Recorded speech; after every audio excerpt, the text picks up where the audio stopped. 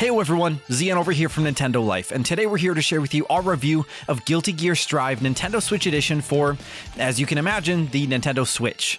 Now, this review was originally written by Tom Massey for NintendoLife.com, but was reworked into this video by me.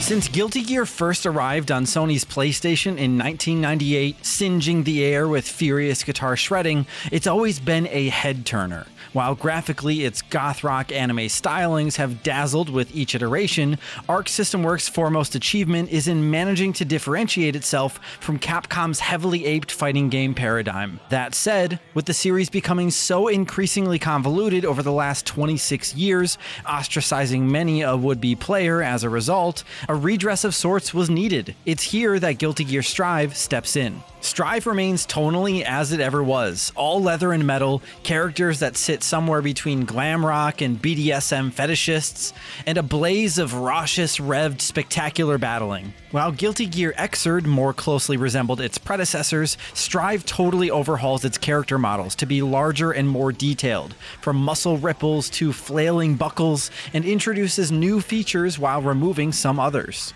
Strive's goal in attempting to freshen up Guilty Gear is streamlining aspects of its fighting game DNA and simplifying what became an overbearingly complex series. That's not to say it's been retooled primarily for newcomers, but more that it's been pared back and rethought to be more accommodating. This works well on the whole, demanding that you play through initial tutorials and easing you in with arcade and survival modes, combo search modes, clean command lists, and mission modes that require you to pull off certain tricks to progress between rounds. While the Roman cancel has been around since Guilty Gear XX Reload, in Strive it's been simplified. By slamming 3 buttons and depending on the level of your tension gauge meter, the Roman cancel has blue, purple, or red states that trigger offensive or defensive properties. Blue and red cancels, for example, are aggressive, either in neutral or during attack, and can help to extend combos beyond their natural endpoint, while purple cancels are defensive, helping you escape terminal battery by buffering your opponent away. This system is integral to Strive's strategic heart, and learning to utilize it can often swing matches at higher levels. The wall break, initiated by fulfilling certain conditions while hammering an opponent at the edge of the screen, will crash you through to expanded areas of the stage, not dissimilar to Dead or Alive. It's a controversial tweak for series loyalists in that it resets the action, killing off set play strategies, and since any seasoned player will often attempt to force someone into a corner, wall breaks are often unavoidable. On the plus side though, it's advantageous for newcomers, giving them respite once back on their feet, and removes the dust loop exploits that would see a player caught in repeated attacks. Either way you slice it, it's a major part of the rebalancing that makes Strive a fresh Guilty Gear experience. With a whopping 28-strong roster thanks to the inclusion of DLC characters which were locked in prior releases, from Jacko to Slayer, there are more characters here than in any other Guilty Gear game, and it's a game that plays as beautifully as one has come to expect from Arc System Works. It retains its double jumps, dashes, and ranged hops, and above all the flashiness, it's incredibly deep. Its larger character models feel weighty and muscular when stringing together even the simplest routines. Blows positively resonate, pyrotechnic visual feedback lighting up the screen, and getting a handle on a specific character's moves and combinations is incredibly satisfying. Arc System Works' creative design really shines, from vampires to ninjas, all with different playtypes. These range from balanced characters like Baiken and Anji, to specific styles like Rushdown, Power, Zoning, and Ranged. Learning certain characters requires more time and attention, but there's certainly something for everyone, and for the diehards, everything for someone. Yet arguably the most impressive aspect of this nearly 4-year-old fighting game is how well it's been ported to Nintendo Switch. It's somewhat startling to find it running at a clean 60 FPS without batting an eyelid. Loading is relatively fast, and the experience is as clean as a whistle, with any perceptible input lag reduced to nominal levels.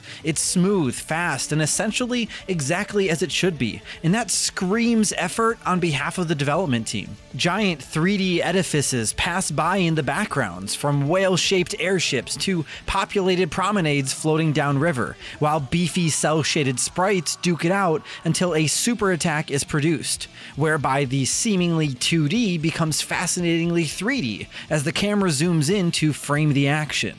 Our only real gripe with the opulent visuals are some of the background choices. While the simpler arrangements with flatter colors fare better, some, like the canyon, are a bit of a visual stew, clashing with the foreground sprites and making an already busy game feel somewhat busier. On their own, both sprites and backgrounds are beautifully finished, but together, there are moments where we feel the art design team could have better understood layer separation in a way that is rarely an issue in Capcom games.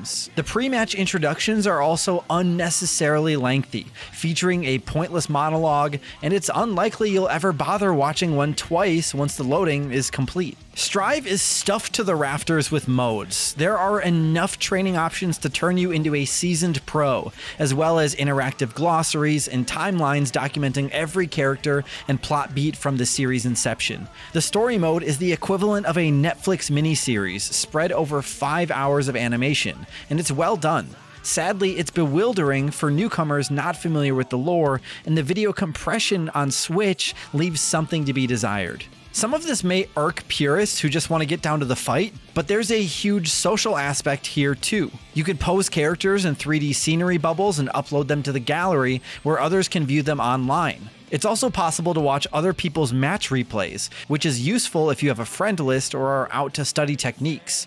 You can also accrue an internal currency that allows you to go fishing, and is a rather roundabout way of randomly unlocking bonus audio tracks, hairstyle colors, and other adjustments. Finally, the online forum is fairly unique. Rather than Street Fighter VI's fully 3D hub world, Strive is quite the opposite. You create and customize a rudimentary pixel-based avatar who then trots about cute 2D stages within a tower, each level representing increasing skill levels. Here, if you spot another player, you can head over, exchange some simple preset messages, and challenge them to a battle. If they're busy and locked in a bout, you can examine their profile, stats, and even view their saved online replays.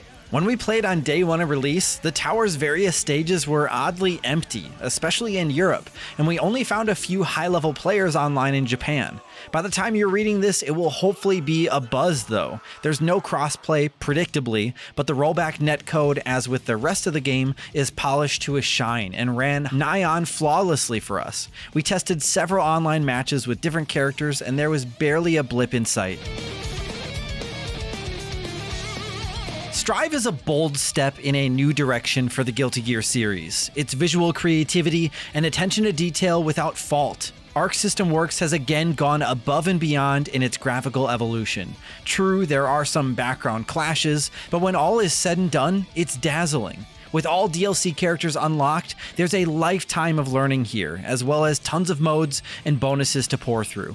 While Strive is perhaps only the first step for Guilty Gear's new evolutionary arc, and its sequels will no doubt improve certain aspects and find a way to better appease fans new and old, it remains undeniably solid.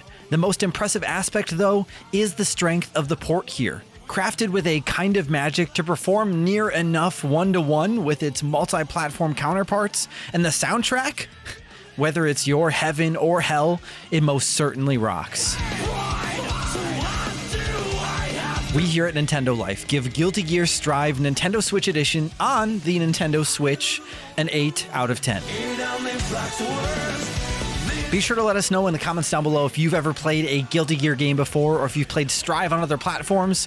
I first got into this series on the Game Boy Advance, and let me tell you, handheld Guilty Gear looked a lot worse back then, and it's crazy to see how far technology and Guilty Gear in general has come. Now, of course, if you enjoyed this video and you want to see more videos like this, then why don't you strive to be like that subscribe button by giving it a good old click, and then ring that notification bell to be notified whenever we put up new videos. Thank you all so much for watching, and thank you to Tom for putting Guilty Gear Strive on the Nintendo Switch to the test for all of us. I'm Zion from Nintendo Life. Stay safe out there, and we will see you all next time.